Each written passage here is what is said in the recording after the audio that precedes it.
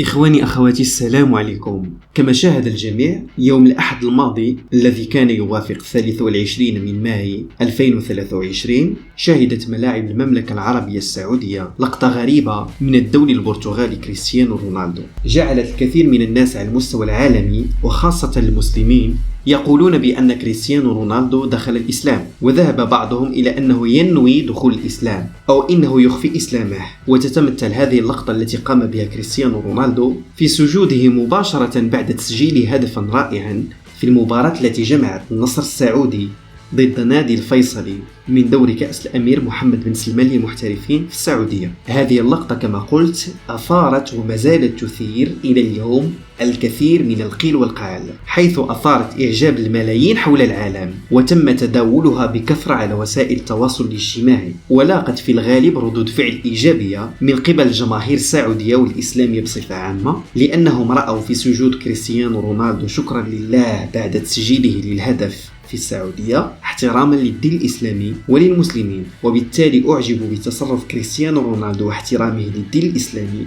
وأثنوا أيضا على روحه الرياضية العالية. ومن جانبه عبر كريستيانو رونالدو عن سعادته بتسجيل هذا الهدف الرائع، وقال للصحفيين بأنه سعيد جدا بتسجيل هذا الهدف، وأنه يشكر زملائه في الفريق على الدعم الكبير الذي قدمه له. كما شكر رونالدو الجماهير التي وصفها بالرائعة على دعمها طوال الوقت.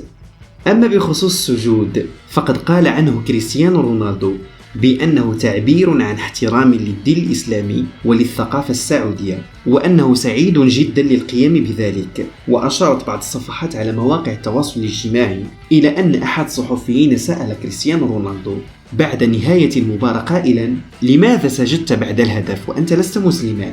ثم ضحك كريستيانو رونالدو وقال له: أنا مسلم. ثم استدرك وضحك مرة أخرى وقال له: نعم، أنا لست مسلما، ولكن أرى المسلمين يفعلون هذا الشيء بعد تسجيلهم الأهداف، فهم يصلون إلى الله كي يوفقهم ويسجلون مرة أخرى الأهداف، وأنا أيضا أفعل مثلهم كي يوفقني الله إلى تسجيل المزيد من الأهداف. وهو تصريح لم نستطع التأكد من صحته. فهل يمكن القول إذن بأن كريستيانو رونالدو فعلا دخل الإسلام، أو أنه معجب بالثقافة الإسلامية ويفكر في دخول الإسلام؟ الوقت القادم هو الكفيل بالإجابة عن هذا السؤال. خليناكم على خير.